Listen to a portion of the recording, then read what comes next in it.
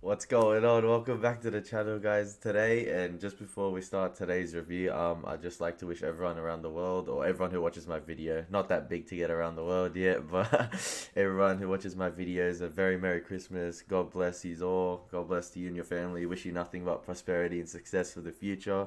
Hope you have a lovely time, and if you're spending Christmas alone because of this stupid COVID or virus stuff, just know that at the time of celebration, just try to find some enjoyment because this is a time where we're meant to be celebrating and kick on and get started again with our lives refreshed for the new year. So yeah, all in all, and hopefully you guys are entertained by this review and you enjoy it.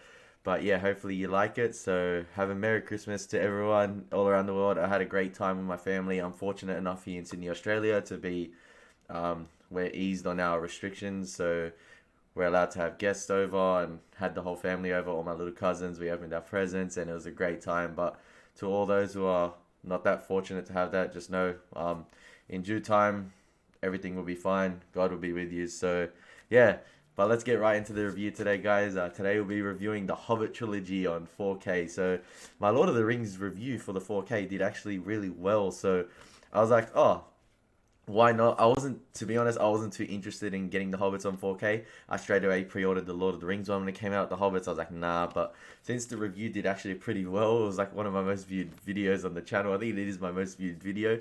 I was like, yeah, why don't I purchase the Hobbit trilogy on 4K? So I think it cost me around 89 Australian dollars. So I was like, let's get to review it. But I like Lord of the Rings trilogy. I did not marathon this. I watched the first two in one day, the theatrical versions, and then I just finished the third one now. And this review is not based on the movies. I'm not reviewing the Hobbit movies like in general. I'm just reviewing the 4K quality and the transfer. So I'm not going to be reviewing the movies. I won't touch upon that because that I'll save that for another video. But yeah, as I said in my Lord of the Rings review, I gave that the highest rating in terms of like film just in general, and then as well, the 4K transfer because that was definitely noticeable from one who's watched the DVDs, then bought the Blu-ray box set, and then now the 4Ks, and that was definitely a noticeable transfer. So, through the Hobbit trilogy, I'll just go one by one through each movie. So, the first one, An Unexpected Journey. Is it clearer?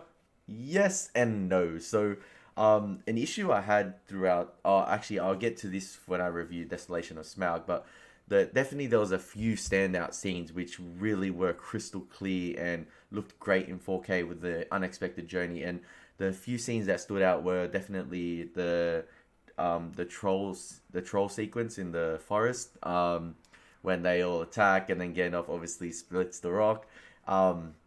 There also we had the Goblin Caves that definitely stood out as a scene in 4K as well when they had the chase sequence and the music pumping, and that was really great as well. I think they definitely touched on. I don't know if I have noticed this or it was on the Blu-ray. They've touched up the orc wargs, the wargs. I think their eyes look more of a green neon light now. Like I don't know if they were ever that greenish before, but they definitely look like a green neon now. I think they've touched upon that, but I think the Shire looks fantastic in 4K as well. You get this bright, vibrant green, and then that looks great as well. But in terms of like An Unexpected Journey, besides those few scenes, I didn't really notice much of difference from the Blu-ray to the 4K because I also own the Blu-rays as well. But I didn't notice much of difference between the 4K and the Blu-ray for An Unexpected Journey besides those few scenes. And is it worth the price to get the 4K just for those few scenes? In my opinion, no. I think the Blu-ray is just clear enough for it. It's clear enough and great quality for it anyway. But yeah, just that Unexpected Journey, I was a little bit underwhelmed. Now, let's move on to the Desolation of Smaug. Now, this is the one, I guess, was more of an action-packed Hobbit film.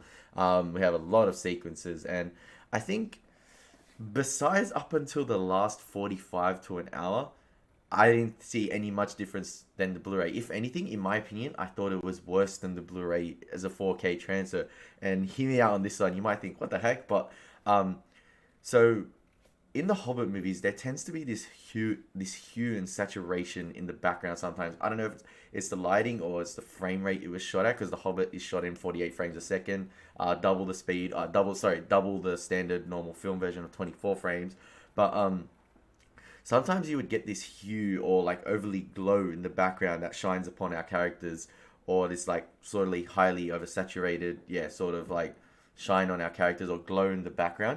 And in the Desolation of Smaug on the 4K version, I tend to think that this was it really stood out to me, and sometimes it was overly saturated, especially the Woodland Realm barrel chase. I think that was really just overly saturated with white, and it does distract you a few times because I think the Blu-ray is just a bit more grounded. There's not too much saturation, obviously, just as much as the white. So that really took me out. So up until the last 45 minutes of the Desolation of Smaug, I think the Blu-ray pales in comparison to the 4K. I think it's just fine. But where the 4K does really kick in, I think is when you get to Lake Town, and then that sort of last hour of the Desolation of Smaug. Lake Town looks great in 4K, especially like the vast wide shots of just the landscape of Lake Town. And then obviously when we get to Erebor, and then we have the massive reveal of Smaug. Smaug looks absolutely amazing in 4K. His eyes glow orange, similar to what I mentioned in the Lord of the Rings 4K review, where I said the eye of Sauron glows like a more bright orangey. So does Smaug's eyes, and in general his fire, like his breath, like when he breathes fire, that stands out a lot. His texture of his skin just stands out way more. They've definitely touched up Smaug in the 4K, and I think he looks absolutely mesmerizing. I was like in awe at my screen when I was watching Smaug in 4K, and just to go back on my issue of the saturation and overly like sort of white texture, it actually rubs off on the gold sometimes as well. So the gold would be overly bright and look more white than sort of the normal gold or yellowish we're accustomed to. There's definitely like a reflective like sort of glow on it, like a white glow, as I mentioned before in the Rivendell barrel sequence. Not Rivendell, the Woodland Realm barrel sequence. Yeah, definitely that happens as well there. But in terms of what they didn't touch up the CGI, as I said, in Lord of the Rings, I think they've touched up a few scenes with CGI, especially the Balrog. Now, there's sequences in the Desolation of Smaug, obviously, where we have the chase sequence with Smaug in Erebor, where they take him to the halls, and then we have the gold dwarf, and then we also have like the barrel, sort of the wheelbarrow on the gold, and then we have the boulders falling and everything. There's like a lot going on. They definitely haven't touched up the CGI there. It still looks the same. I've always thought it looked like a game, and it still does. So from that to the Blu-ray to the 4K, there's not much difference with that. So in terms of Desolation of Smaug, the only thing that stands out with the 4K is definitely Smaug himself and Lake Town. That last 45 minutes, it does look amazing in 4K, especially seeing Smaug in all his glory. He is amazing in 4K, but for that, is it worth it for that final 45 minutes? That's depending up to you. I would actually give it a go. Like in terms of seeing Smaug in 4K, it looks amazing, and I think definitely Desolation of Smaug was the best transfer in 4K. And yeah, now we'll move on to the Battle of the Five Armies. Now, just in general, this hasn't always been my favorite Hobbit movie, but we won't discuss story here. We're just discussing the 4K transfer. And there's one issue I always had with the Hobbit movies, and that's the over-reliance on CGI compared to Lord of the Rings, where we see more prosthetic costumes. And even though, alright, in Lord of the Rings we get these massive scale armies, at least we had a actual block of real orcs in armor, and then that block was duplicated. In in the Hobbit Battle of the Five Armies, that tends to be all CGI, and especially when we get these shots of sort of Azog and Bolg communicating on this CGI landscape and this CGI army behind them, it does definitely look like a game cutscene, or like, yeah, it definitely does look like a God of War sort of cinematic trailer. And if anything, God of War cinematic trailers, or I've seen the Jedi Fallen Republic games, I think their cinematic trailers just look better than the Hobbit Battle of the Five Armies. I think the 4K, although it's way... Welcome to Christmas in Western Sydney, guys. Just mad fireworks. Yeah, enjoy the spectacle. That's what happens when you live in Western Sydney. All night and last night, it's been happening as well. But yeah, when it is like these, we get these close-ups of Azog and Bolg in 4K, it does look crystal clear, and it does look obviously like, yeah, clear, as I was saying. But when it's over reliance on CGI, it does look makes the CGI looks worse, if anything. Yeah, because it's so crystal clear. You're like, oh, that looks like a game character or cinematic trailer. And then even when we have the wide scale shots of like sort of Dale and the... Okay, I can't stop that, but like, even when... Okay, sorry for that, guys, but hopefully you enjoy it. But yeah, even when we have this like wide city, like sort of wide shots of Dale and the orcs attacking, you can just tell it's just, yeah, it doesn't look right in 4K. It just looks too clear, and if anything, when it is too clear, the bad CGI stands out more, especially the obvious duplicate elves. They haven't touched up that or anything, and then the obvious like sometimes fill in Thorin CGI model when they're on the battlefield with Dane, and it just stands out more in 4K, and that's why the Battle of the Five Armies, yeah, when in 4K, although it does look clear, and some scenes are actually pretty good, especially with Smaug at the start. That obviously the Smaug being like fantastic in Desolation of Smaug carries over to the sort of first sequence in the Battle of the Five Armies. He looks great, and Lake Town looks great at the start. But then towards, as we shift on to the rest of the movie, I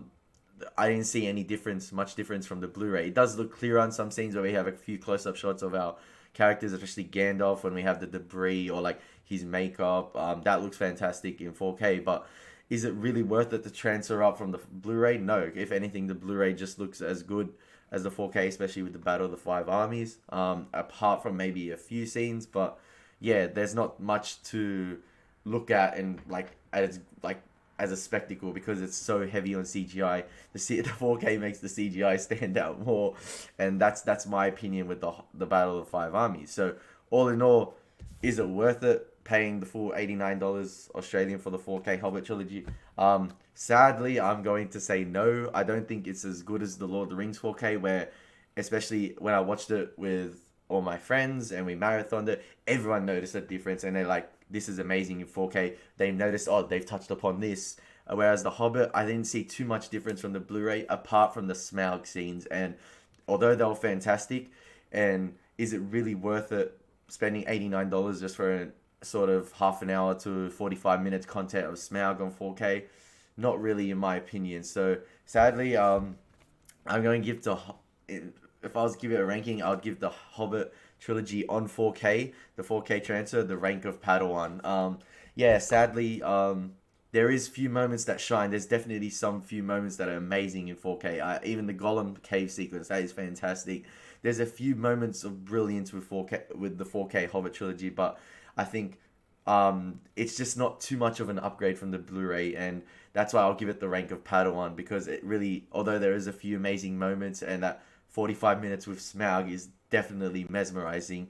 The rest of the trilogy, it doesn't add too much from the Blu-ray, and especially the Battle of the Five Armies, where I was just watching it, I'm just like, this is no different from the Blu-ray at all. If anything, it does look worse. So yeah, that's been my review of the Hobbit Trilogy on 4K, guys. I know it's been a long one, but I just like to discuss everything else. Hope you enjoyed the video. Wishing you a Merry Christmas. Hope you like the Darth Vader hat, Merry Sithis. But yeah, stay tuned for more videos, and take care of this holiday season, and wish you nothing but the best. Take care.